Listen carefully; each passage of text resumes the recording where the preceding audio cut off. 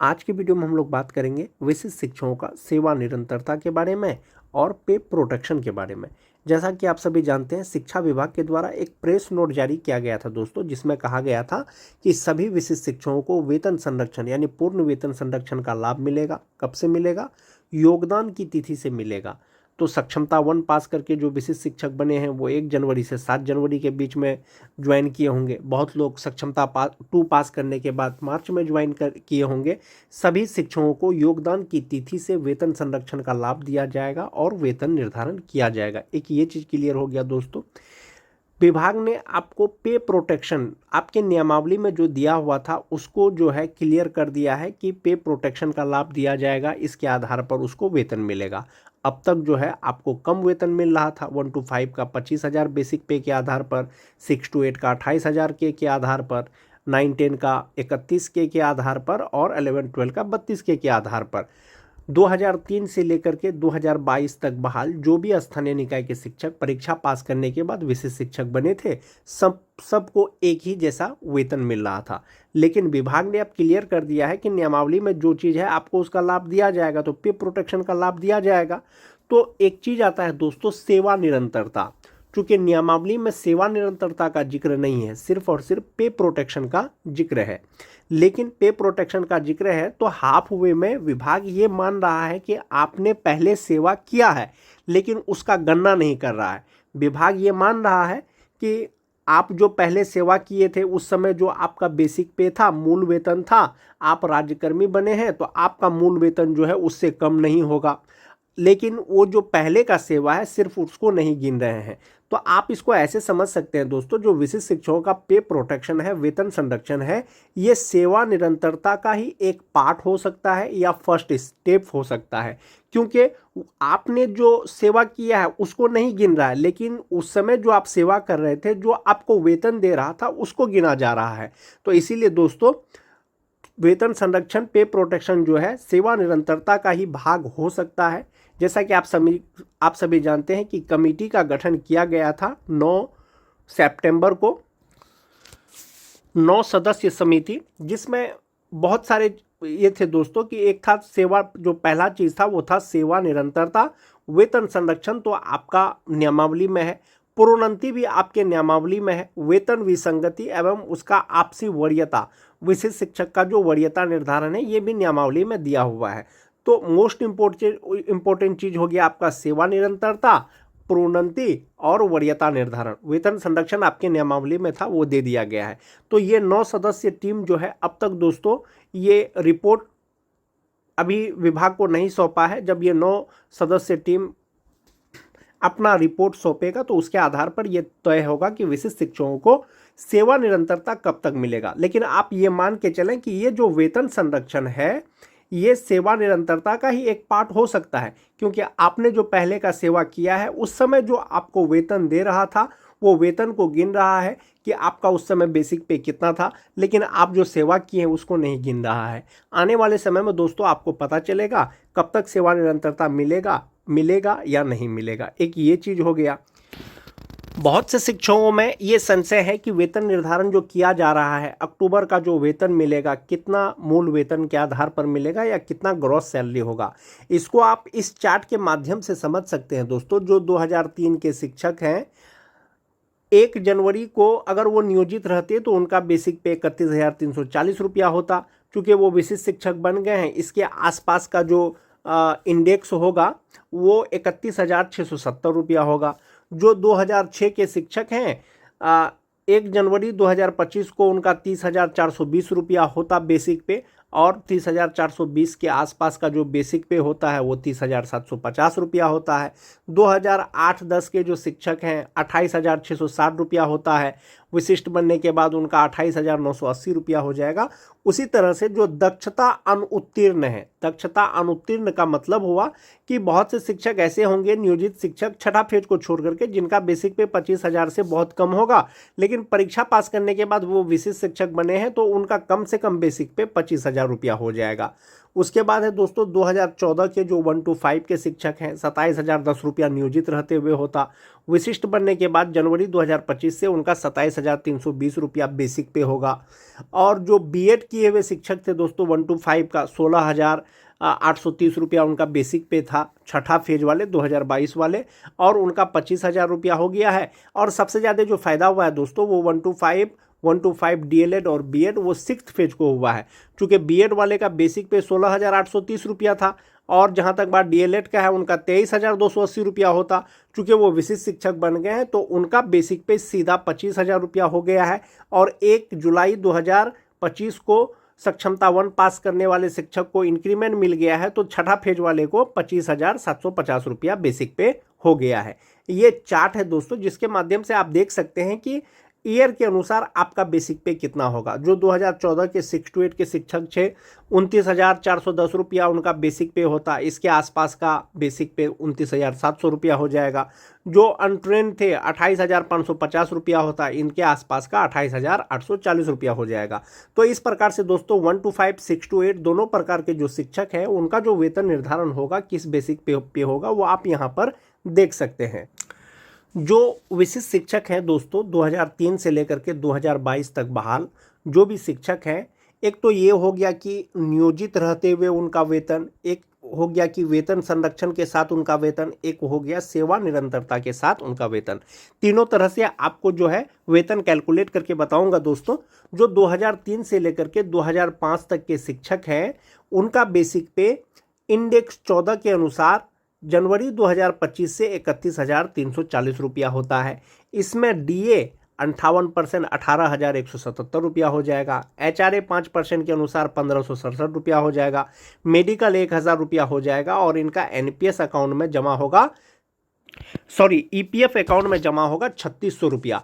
और इनका जो ग्रॉस सैलरी होता है दोस्तों वो 55,684 रुपया होता है और इन हैंड सैलरी उनको हो जाता है 50,284 रुपया। यानी जो नियोजित शिक्षक हैं दोस्तों अक्टूबर का जो उनको इन हैंड सैलरी मिलेगा 2003 से 5 तक का उनको मिलेगा 50,284 रुपया। जो विशिष्ट शिक्षक बन गए हैं सक्षमता 1 पास करने के बाद या सक्षमता 2 पास करने के बाद, ये जो इंडेक्स 14 है दोस्तों ये इंडेक्स 14 इंडेक्स 9 में फिट आएगा। ये 31,340 रुपया जो बेसिक पे था वो 31,670 रुपया हो जाएगा। इसमें जब आप 58% डीए लगा देंगे 18,369 रुपया हो जाएगा। 5% एचआरए लगा देंगे 1,584 रुपया हो जाएगा। मेडिकल लगा करके और आपका जो एनपीएस अकाउंट में जमा होगा वो 12,009 रुपया जमा होगा। और आपका जो ग्रॉस सैलरी होगा यानी टोटल सैलरी होगा वो 59,598 रुपया हो जाएगा और इन हैंड सैलरी हो जाएगा 47,589 रुपया। यानी जो सक्षमता 1 या सक्षमता 2 पास करके जो विशिष्ट शिक्षक बने हैं 2003 से लेकर के 2005 तक का अक्टूबर का जो वेतन मिलेगा इन हैंड सैलरी वो 47,589 रुपया मिलेगा। 58% डीए 5% एचआरए के अनुसार जो 2003 से लेकर के 5 तक के शिक्षक है। और मान जाइए कि कमेटी की रिपोर्ट के आधार पर आपको सेवा निरंतरता मिल जाता है तो सेवा निरंतरता मिलेगा दोस्तों तो आपका पूर्व का सेवा का गणना होगा। पहले आपको इंडेक्स 14 के अनुसार वेतन मिल रहा था तो अभी भी इंडेक्स 14 के अनुसार वेतन मिलेगा।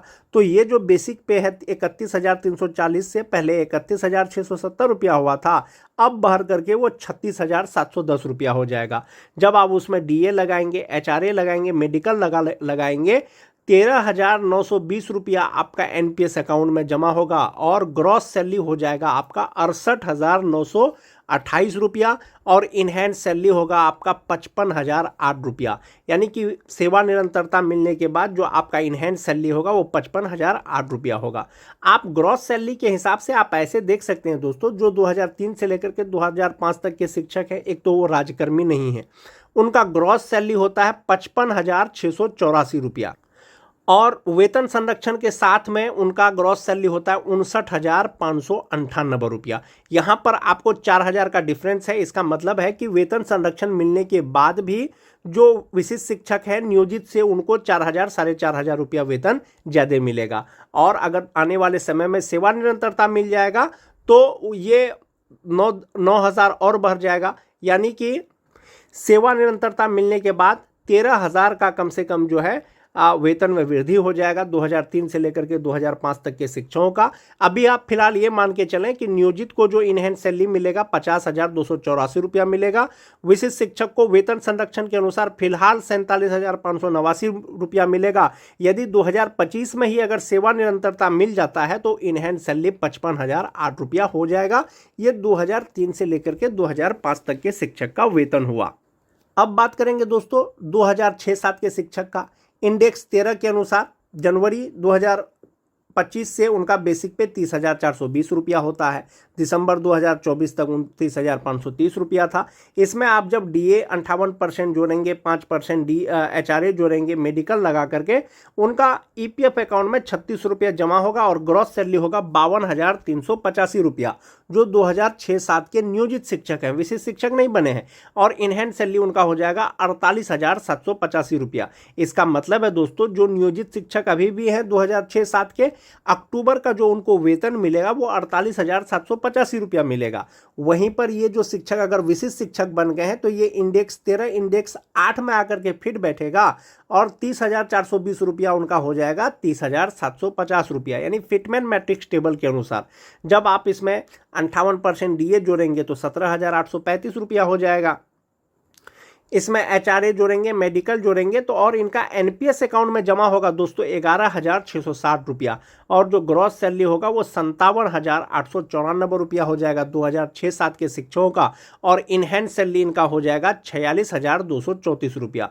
तो इस प्रकार से दोस्तों अक्टूबर का जो वेतन मिलेगा विशिष्ट शिक्षकों को जो 2006-07 के शिक्षक हैं वो 46,234 रुपया मिलेगा और जो नियोजित टीचर है वो 48,785 रुपया मिलेगा। आपको यहाँ पर सैलरी में 2,000 का डिफरेंस दिख रहा होगा दोस्तों, आप उसको यहाँ पर देख सकते हैं ऐसे कि नियोजित का सिर्फ 3600 रुपया जमा हो रहा है, लेकिन विशिष्ट बनने के बाद आपका कितना 11,660 रुपया जमा हो रहा है।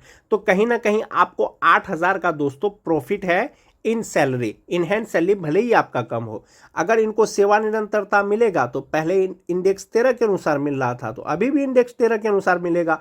ये जो 30,420 रुपया है ये बढ़ करके 35,640 रुपया हो जाएगा और इसमें DA HRA मेडिकल लगा करके ग्रॉस सैलरी इनका होगा 66,947 रुपया। 13,515 रुपया इनका NPS अकाउंट में जमा होने के बाद इनहेंस सैलरी होगा वो 53,432 रुपया होगा, जो 2006-07 के शिक्षक हैं। जो 9-10 के शिक्षक हैं दोस्तों, दिसंबर 2024 तक 28,660 रुपया था। जनवरी 2025 में 29,530 रुपया हो जाएगा जो नियोजित हैं। इसमें DA HRA मेडिकल लगा करके जो ग्रॉस सैलरी होगा वो 50,934 रुपया हो जाएगा। 3600 रुपया इनका EPF अकाउंट में जमा होने के बाद इनहेंस सैलरी इनका होगा 47,334 रुपया।